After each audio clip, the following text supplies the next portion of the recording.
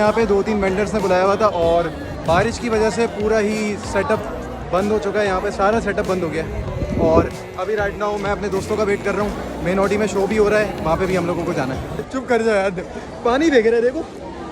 Guys अभी तो main Audi में जाना है, इवेंट मैनेज कर रहा हूँ। पानी अल्लाह माफ करे।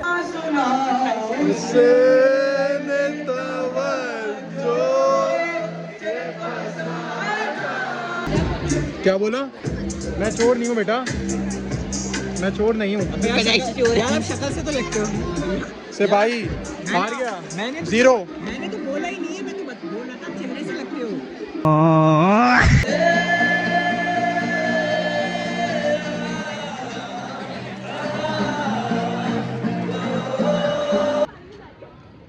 रेडी?